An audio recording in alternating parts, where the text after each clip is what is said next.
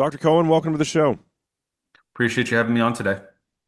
My pleasure, bud. So you are joining us from the Nashville area. Yeah, Cookeville, Tennessee, about an hour outside of Nashville. Okay. And so tell us a little bit about yourself, where you're from, what you do. I'm originally from New York, and then I got my PhD at the University of Georgia studying deer. Then stayed on with Mike Chamberlain studying turkeys at the University of Oh, I love Georgia. Mike.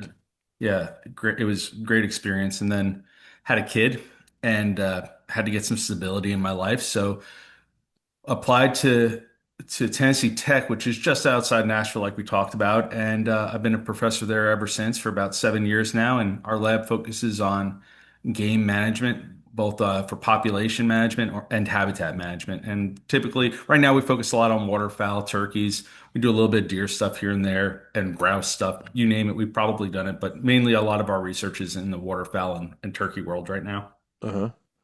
Okay. Well, so, I mean, obviously, when someone says I'm from New York, but I'm in the hunting space, that's like a red flag. Well, just being from New York or California these days is a red flag. So, what part of New York were you from? Suburbia. Like I'm an hour and a half outside the city, but Oh, okay. there's a reason. Hey, in fairness, there's a reason I don't live in New York anymore, right? Right, right. Yeah. But like I grew up, my dad was into hunting and fishing. People think about New York, they think about New York City, but I grew up on Long Island, Yeah. and it's a dense population. Don't get me wrong, but best food in the world. I love visiting. You have the ocean right there, so fishing was all around us. I grew up right next to a river, so trout Mhm. fishing was right there too. And then eventually my dad got me into deer hunting and I wound up going to college purposely to the place I went to college because it was right next to deer camp.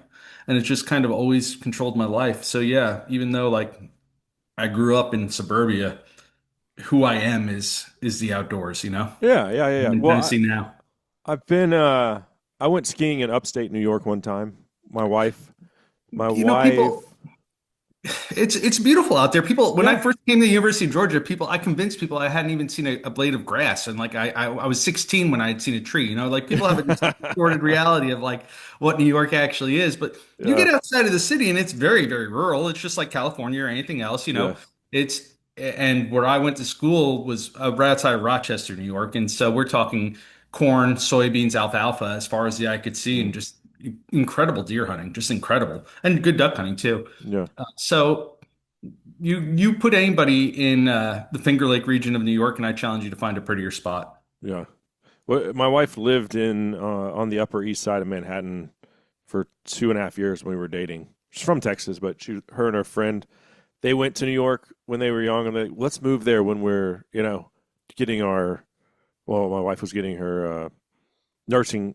Well, she had just graduated nursing school, and my wife's best friend was in PH school, I think. So anyway, yeah, I spent some time up there, and we went skiing Yeah. at this place called Wyndham. It was beautiful. Yep. Yeah, Yeah, listen, look at you. You spent more time in the city than me. yeah. I enjoyed visiting there. And now that Mom Dami's involved, I would not be going back there. But uh, I think everybody in their life should go see a Broadway show in New York. I think it's a special thing. I think there's nothing like it. I think the city, or if you get outside, I mean, we're totally outside the outdoor oh, life that's right all now. right. But like, if you want to go like really experience other people's culture, go to Brooklyn. Go there and just walk a couple blocks, and you're crossing five different countries, and Yeah. so you can't replace that. Mm-mm. Um, well, cool. So you love deer hunting.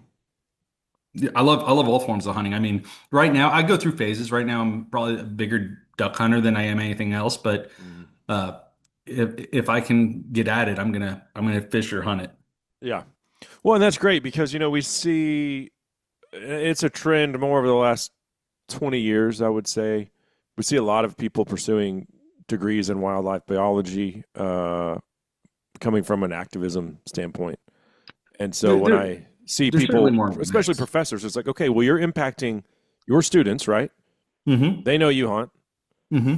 So Hmm. to me, that's a plus because we need these kids, even if they don't hunt, well, they've got to be open and understand that is the ultimate management tool, and it works. I think that any good wildlife program emphasizes the importance of hunters in the entire management model, the North American model of conservation. And Right. so whether you're pro hunting or or anti-hunting, what we would like every student to come through our program with is an appreciation for the role that hunting has. Hmm. I can't make everybody a hunter, and I don't even try. It's not my goal. But if I can create a little empathy, a little let them see the gray in the world a little bit, then I've done my job. Right, right. Well, there's not enough space for everyone to be a hunter anyway. So, No, I'm all about like I hate to say it, but yeah, just stop hunting. I like to duck hunt, and I duck hunt public land some, so uh, I'll recruit a couple people, but you don't have to. yeah. No, here's my duck hunting is my first love. Let's see if I can find it over here. There's my canvas back right there. Very nice, Yeah. very My nice. lab's asleep in the floor here in the studio. And Living the dream. yeah, it's my first love. But you know, I hate to admit this, and I love DU. They're a longtime sponsor of the show, but oh, there's way more advertising dollars in deer hunting.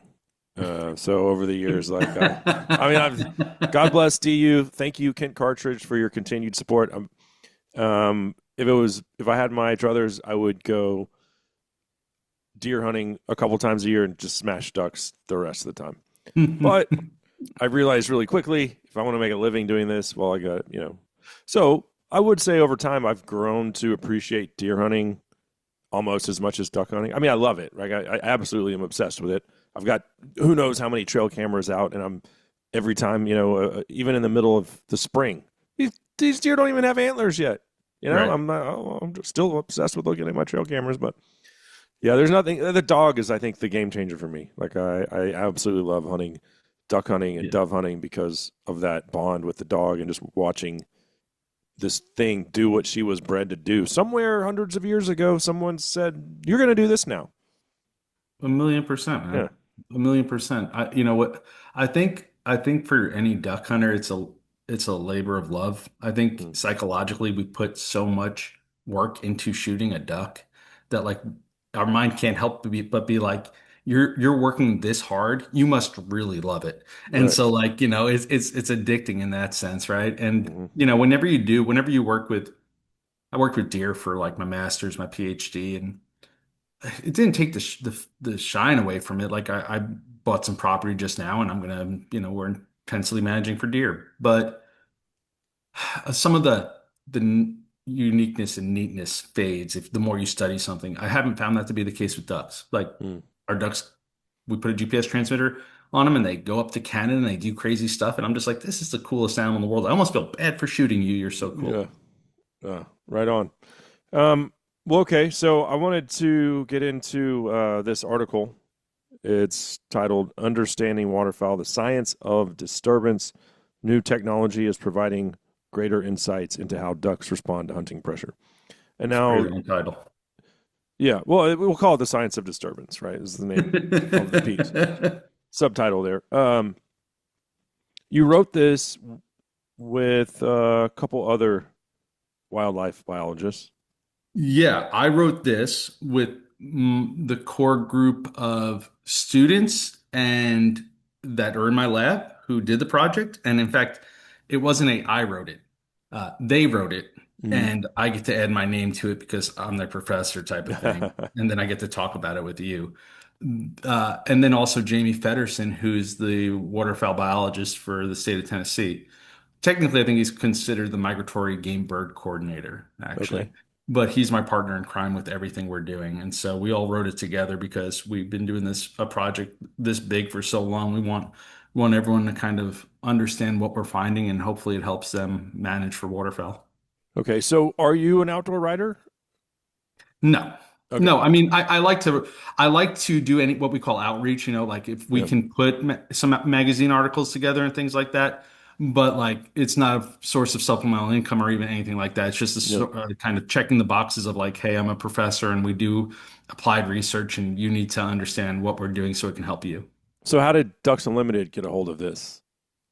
Uh, so Mike Brasher Yeah, we has know been Mike. a collaborator on some projects, and we know each other, and he kind of coordinates as far as I can tell, he coordinates who's going to put a scientific article in the magazine every time, and he had reached out to us. We've done a lot of academic presentations.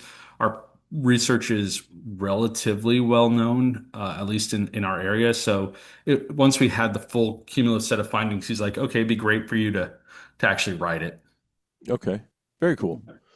Well, so as far as the actual information here in the piece, talk about the research, like how Hmm. many years went into this thing. You've Hmm. got GPS transmitters on ducks. Hmm. You're using all of this information, and then one interesting thing, which I think anyone that hunts fields can attest to this, like ducks they're flying a lot at night these days, a Okay. lot. All right. All right. Let's talk. Yeah. Okay. So let me go back. The whole idea of the original study was to understand the role that these state and federal refuges are playing in waterfowl ecology management. So on one side, we wanted to understand, what resources are these refuges giving? How reliant are waterfowl on these refuges? And, in the simplest form, how are these refuges helping or hurting hunting? Hmm. And so to do that, we basically went to a bunch of state-owned refuges in Western Tennessee. We put about 150 GPS transmitters on mallards a year. This part of the disturbance part was for 3 years. So it's a sample size of about 500 ducks. We we continued that project. We now have sampled over 1,000, but for this specific article, it's about 500.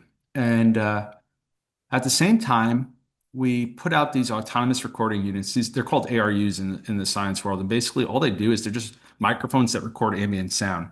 And then you take them back to the lab and you process them with a computer and you look for distinct spectrograms, like basically audiograms. You know what I'm saying? Like what Hmm. does it sound like? And so we're able to like hear every shotgun blast that happens.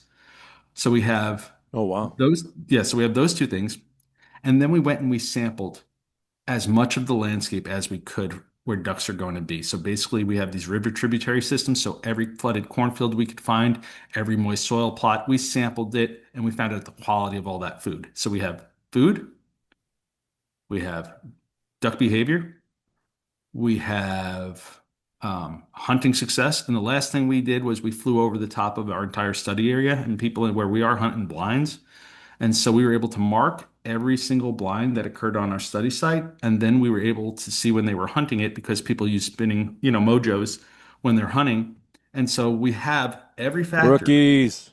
Well, you're about to see just how many rookies there are. Okay. So yeah, I definitely stopped using mojos after this study. But all right. So I'm at the tail end of the Central Flyway here in Texas, right?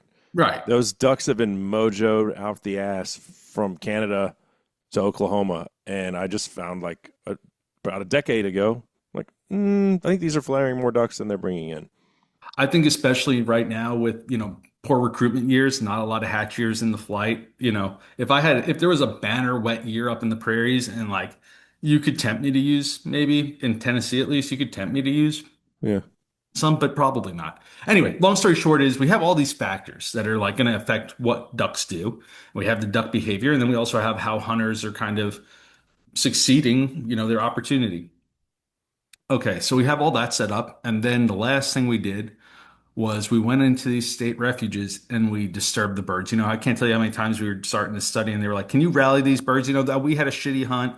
Let's, get the refuge is the problem. Get these birds off the refuge." And so we did a bunch of different treatment types where we looked at like basically people walking around. Can we offer alternative access to these refuges? What would it look like if we just rallied them for some period of time? Okay, so that's the study design, right? And basically, you have to understand is that when we started the project, we thought ducks would be kind of flying to Tennessee as a stopover state and then heading further down, so our sample size over time would decrease. But our ducks stayed in Tennessee the entire time. So what I'm talking about with 500 ducks is 500 ducks that truly, for the most part, wintered in our study area. So we were able to get really good replication of how many study sites we're going to study, how many ducks are on each site. It wound up being pretty good. All right, so that's the setup. You want me to go into the results? Yeah, yeah, please. All right, And I'll have plenty of questions too, but yeah, just keep going, here's the man. bottom line. Uh, our ducks have a landscape that has a lot of energy. Our mallards, in particular, Yeah, there's so much corn out there. There's a good bit of flooded corn. There's really good quality moist soil. There's the right cover where they're only flying about 2.5 miles off of a refuge every day. So they're not really well distributed across our landscape. They're clustered. And anybody that's hunted near a refuge versus like down the refuge knows that that's not a surprise. Right. So the refuge is obviously something that's very important to them because they centralize all their daytime locations on that. Again, that's no surprise, right? They're always on the refuge. And that is because hunting pressure, and I think that this goes for a lot of the Mississippi Flyway, at least the southern part of the Mississippi Flyway, maybe the boot heel of Missouri on down. Our blinds were hunted like 80 to 90% of the time. And it didn't matter if it was a Wednesday or a Saturday. It didn't matter if it was 8 a.m. or 3 p.m. 80 to 90% of those blinds had mojos on. And we have blinds that would range in one blind for every 50 to one blind for every 100 acres. So it's intense hunting. It's constant. That flooded corn isn't given freely. There's a blind in every one of those fields. You see where I'm going with that. And Yeah. so our ducks are going back to the refuge in the morning at dark 30, right at 20 minutes before legal shooting light ends. They start their flight. They're landing in your decoys 5 minutes after legal shooting light. So I've seen this. The most ducks I've seen at one time was in Kansas. We're hunting in a field. Nothing. We don't shoot a duck. Here comes dusk. Tornado of Right. mallards. I'm like, Right. what? Yeah. Well, you have to understand that, if I hunt on the up in Saskatchewan. I've hunted the prairies a good bit. Like, no matter what, even our GPS data shows that ducks are what we call crepuscular. They move most at dawn and dusk, just like a deer. Like, Yeah. no matter what, with or without hunting pressure. But when you get that hunting pressure on, they're not dumb. They're going to move out of that time period. And then they sit. So, you talked about nocturnal movements. What really is happening is it's a dusk movement. And in our spot, they just sit and they eat and then they hang out and they wait until the hunters come into that field to kick them out. And then they just fly back to the refuge. And they do this constantly and they do it repetitively. And they literally run the same flight lines over and over again. And they spend 60 days there. You can see that, like, they don't even leave to go to a different refuge. They tend to stay on one refuge the entire winter. Like, very few of Mm. them trade back and forth. If you add all that together, it's a duck that is very familiar with its landscape, which means after it's seen your decoys 3 or 4 times, it's heard your calls, like, it's not coming in. It knows you're there. Right? And so the only thing that Man, I really hate disrupts hearing those that these patterns. ducks are this smart. This Well, sucks. I always say, like, I didn't think they were this smart either. I thought they were a lot more dynamic, but then I realized, like, if everywhere I went to had a gun blasting at me too, I'd probably be a little a little Yeah. constrained in what I did, right? Yeah. And so, uh, all right. So the only thing that disrupts those patterns is when we get really cold weather that creates ice, pushes them off those patterns. Or in our area, a good rain will create what we call backwater. So flooding will happen and that disrupts their patterns again. So, mixes the ducks up a little bit. But otherwise, man, they are consistent. Their survival's consistent. It doesn't matter. So then the answer is, well, all of our ducks are then sitting on refuge. We should get rid of the refuge. Or no, no. What winds up happening is they aren't going to we just disturb them, and they literally flew around in circles and they didn't land in anyone's blind. In fact, they flew around and then landed right behind us an hour and a half later. They're not dumb. They're not going to go commit suicide just because we disturb them. And Mm. so what happens is on days we disturb the refuge, hunter success, number of shots that we heard, dropped by 50%. Really? Yeah, yeah. Wow. So that tells me that the refuge is actually a source of good hunting, right? It's creating these ducks, and what happens is when we disturb them, the ducks get off there. They get all kind of wily. They settle down after they were done flying away from us, and they sat on the refuge. For several days, they had reduced movements. They were very cautious in their behaviors, and so they're like, "Why are you here? This is my safe area." And it became so bad that towards the end of the study, like the last year of the study, the same people that were asking us to disturb the refuge because they had a blind right on top of the refuge and they're like, get these birds up, were begging us not to disturb the refuge. Uh, So huh. it's nice when you actually have people telling you what you're seeing with the data. You know what I'm saying? Like, Yeah, and it's affirming so it. Yeah. yeah, so they're all lining up, and it's very like it's telling me that like refuges are a really good source of clustering and distributing birds in an area, and they're your source for the winter. And so, if we have ice, it gets them off their pattern. But the more you scare them, the less they're going to move, which is going to result in you not shooting as much. Hmm. All right, so So those are the big findings. so I used to hunt this public WMA in East Texas, and it has a famous wetland there. It's not refuge. You can hunt it, but it's intentionally flooded Hmm. for duck season, and the birds like to roost there. So you bust them out, and then they slowly just trickle back in and throughout the morning. Now you have to stop hunting this place at noon. So when Hmm. the boats on the actual lake fire up, the hunters are, it's 10 o'clock. We're going back. It's 11. We're done. Dude, those ducks they start dumping back in there. So that's It's not rocket science. They want to stay alive. I think when we look at what the harvest is composed of, it's mainly hatchier birds. yeah, Once you make it to your second year as a duck, you've got things figured out. yeah. Well, what I And was saying is we would stay there until noon, like literally oh, you were 11:59, because like we knew, 11:59, you were still had your guns yeah, loaded and were because we knew waiting. once the guys that were hunting on the lake got bored or quit, like they would push those duck, they would disturb them, and then the Ah, ducks would come back to, essentially I gotcha. kind of like a refuge, but you could shoot them there. So a wetland. Yeah, some of the stuff we're interested in is understanding like some of that rest day, rest time. You know, Mhm. if you want the general findings of what we think is that like if in order for you to hold birds around the area, you need true inviolate sanctuary, which means you don't touch it, you don't think about it, you don't go anywhere near it. They don't know you're there, and you just give it to them for the whole season. Mhm. Our GPS data says like they see a person in particular when they it's the side of a person. I don't think it's a shotgun blast. It's none of that because they hear that all winter long. It's the side of a person. When they see that, it's it's going to affect how they use the area. Mhm. Some of the other stuff that you guys got into here, I mean, some are no-brainers. Sanctuaries with food resources attract more ducks. Okay, that's pretty obvious. Not all sanctuaries are equally effective. I Mhm. guess some suck, but I uh, think I think it just depends on what you're managing for. But if you want, mallard habitat, you need a lot of variation. You need a lot of like, people think like, oh, just flooded corn or just moist soil or just this. You need 20, 10 to 20 acre blocks of a lot of different stuff, and that's what mallards are going to key in on. and so like what the typical refuge in your part of the world is where how I'm envisioning it, because is where I live, is we have a giant lake, and here's 10% of it that's marked on my map, wildlife sanctuary, Mm. i.e., no Hmm. hunting.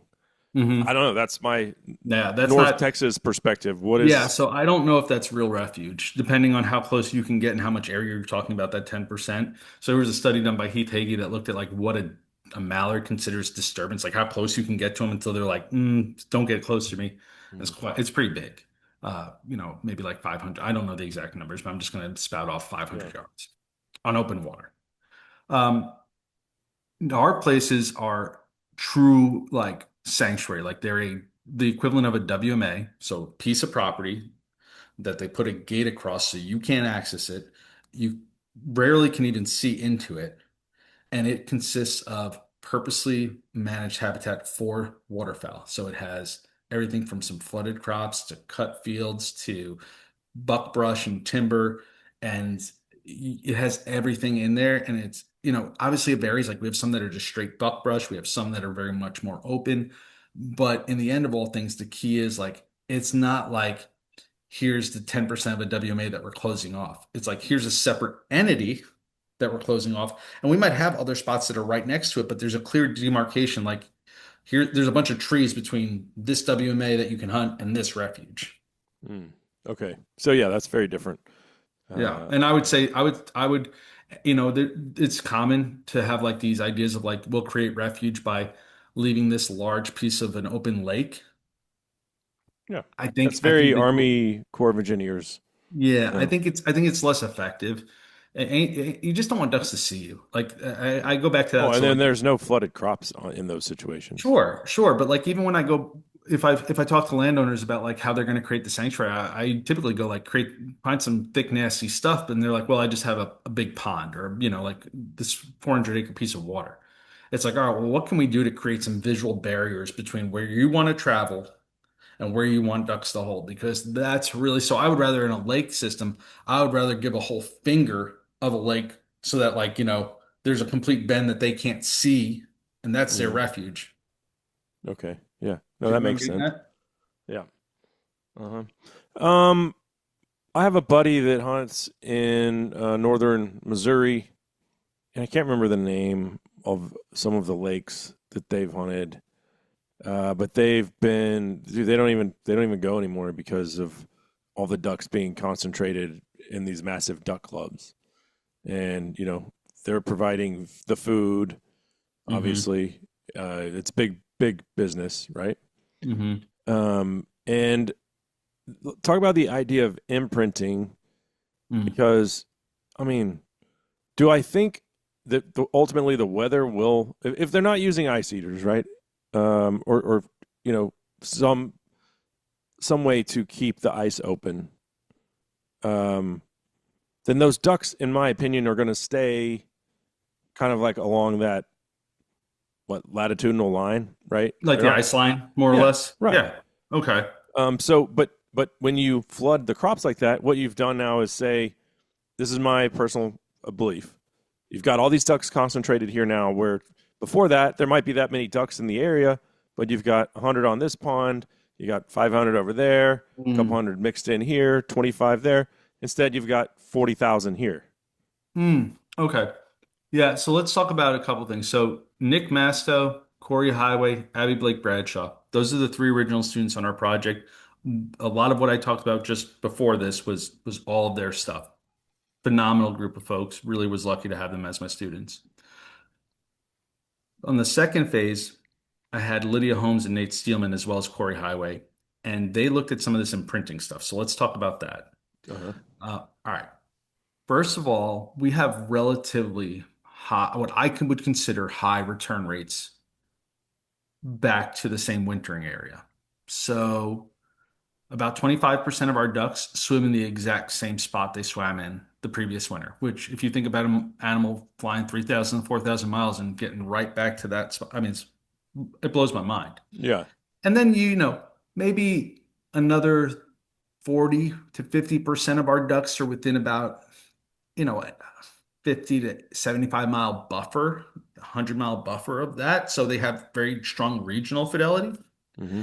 When we looked at what actually affects whether or not they're going to come back to you the next year, and we looked at a lot of different landscape things. We looked at food, we looked at water.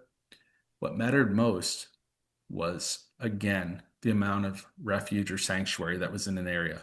So clearly, that tells me how limiting. I keep coming back to the same story, but like, no matter what we do to pull out things, the effect of having those refuges, it's seen on everything, whether it's imprinting or how they use the local landscape. All right, then your second question, which is duck concentrations. There's no doubt that private landowners have learned how to manage for ducks. Like, and if Yeah. I had the money and resources, um, in some of the places I do work with or do hunt, and shamelessly I don't. You would too. Okay. Yeah. This I'm not saying I wouldn't, and it's not illegal. It's so not so let's illegal. talk about what it actually does. Like, what is really well managed habitat? Let's just talk about for mallards look like, and what is it do as far as migration is concerned? We don't know the answer, but I will speculate with you, and I'll play along. All right. Really good habitat from our research is a little bit of flooded crop and a lot of other. A lot of water, a lot of moist soil, a lot of like, buckbrush. After you get to about 5% or so flooded crops, the benefit of how a mallard uses that landscape, the probability of settling in that landscape stabilizes. So you're throwing good money after bad. So for every 100 acres you have, if you did 4 or 5 acres of flooded corn, you're getting some marginal benefit to concentrating ducks or at least settling them in your area. The way I think about migration with a mallard, very different for other ducks, but when I think about migration for a mallard, I think about it as kind of a stress response, right? They're primed to migrate. Almost all of that migration is happening from like maybe early middle of October, and it's done by Christmas time or New Year's. Like they're just not migrating anymore. It's over. Mm. They're too primed to pull back up to north. But during those couple months, and when they're really primed to migrate, yeah, they're most of them that are migrating actually long before a huge cold front comes. A drop in barometric pressure is what we found drives them out, and a strong tailwind, which is like a north wind. But what does actually really good habitat do for an animal stress? And we know this with deer too. That's why we feed them a lot of food and they grow bigger antlers. The more food you can concentrate in an area, the more quality habitat, regardless of if it's corn or thermal buffers with actual, the more likely they are going to have a lower stress response to cold weather, Mm. right? And so eventually, if it gets cold, there's no amount of quality habitat that can stop that stress response, and they're going away. They're gone. You know what I'm saying? Yeah. But nowadays, with this climate going, you get some cold fronts, and then like on day 5, it's like warm again. You don't Right. see these consistent, drawn out things. Well, if really high quality habitat's adding one day of a buffer between their stress of migrating and not migrating, well, that can manifest a couple times in the season nowadays of like, hey, I was going to migrate tomorrow, but good thing is it's not. So I'm not saying that there's short stopping or anything like that, but there's no doubt that just basic common sense tells me that good quality habitat can keep animals around longer. Mm. The bigger picture means that like the climate drives everything. The smaller picture is that if we have really warm winters, habitat can make a difference. Okay. Yeah. What do you think about that? You buying what I'm No, selling? yeah, that makes sense. But I still believe that the the guy that just has, hey, I used to limit out on my little 4 acre pond, and Sure. now it's worthless because all these ducks are concentrated Mm-hmm. 4 miles over there. Mm-hmm. Like, I think that there are, and it could be like a whole little region, right? Like that where hunters are just not different hunters now. People with deeper pockets are shooting the ducks. The same number of ducks are getting shot, maybe, but Right. it's by different people. Well, that goes back to what we were talking about with our finding that like most of our ducks in West Tennessee were concentrated within 2.5 miles of a refuge. That creates a lot of haves and have-nots. Hmm. So what we did, just a side note, in the second phase of our project is we worked with TWRA. We worked with private landowners to incentivize them to create small rest areas. And by small I mean the smallest one was 80 acres. So keep that in relative size, right? Hmm. And we basically took it out of hunting and just gave it to the ducks. And it was a phenomenal, seemingly based on our recent analyses, a success. Basically, it redistributed ducks. Duck hunting success for the have-nots went up. And so there are things that we can do that cost no money if you have the land available to make your hunting better. If you can give more to the ducks, you can change, Now a guy with 4 acres who shot, had a 4 acre wetland, I can't help you unless you have a bunch of neighbors that are thinking like you. Hmm. But if you own a little bit of land, uh, I can help you get ducks for free. You know what I'm saying? Hmm. Hmm. Yeah, there's money for that Yeah. Yeah. for sure. Yeah. Well, I mean, there's other things like where I live in North Texas, we used to have a lot more peanut production. Hmm. Agricultural practices have shifted. Most of that's gone here, so we don't. I think a lot of it is. I'd say it's a lot weather related. We don't get the mallards are super hardy, right? Like they're not the first ones. They're going to fly south. Yeah. And I didn't shoot a mallard this year. It was all gadwall, widgeon, teal, Hmm. some shovelers, obviously ringnecks. But I Hmm. would say there's been a trend over, for me personally, diehard duck hunter. I would say over the last decade, the number of mallards I've shot goes down and down and down. The number of widgeon and gadwall I shoot climbs. Yeah. So Just two totally different migration strategies. yeah, And I also think that if you think about it like a mallard, uh, habitat quality for mallards and a lot of other waterfowl across the lower part of the central, in some parts of the central flyway, definitely in the like Louisiana, Mississippi area of the Mississippi flyway, habitat quality has declined, whether it's coastal systems, etc. And so like that's definitely playing a role. Gadwall, we put GPS markers, transmitters on Gadwall too, and follow them all over the place. They fly. They're very responsive to weather. And they also eat relatively low quality food. So like seaweed is this easy way to Mm, put it. And so they're flying all over the place to find it. So like and widgeon too. Widgeon are basically thieving off of everything else most of the time. So like I say all that to say, yeah, there's no doubt that like the ducks that are going to do what they've always done that are always responsive to climate, like even just this little cold spell will get them moving. Sure, but a mallard just wants to, for the most part, it wants really good habitat, and if it can find it somewhere else and not have to push off of it, mm. why would you? Why would I? Why would you? Right, right. I You don't. said something interesting there that validates why we call widgeon robbers. You said they're usually just thieving. Yeah, yeah. I think. I mean, it's been a while since I read the Waterfowl Ecology 101 book, but they'll take food right out of other ducks' mouths. Yeah, I think, and I always see them with ringnecks who will dive more, That's and I exactly think what they're that's just doing. because the widgeon are just like, I'll take that.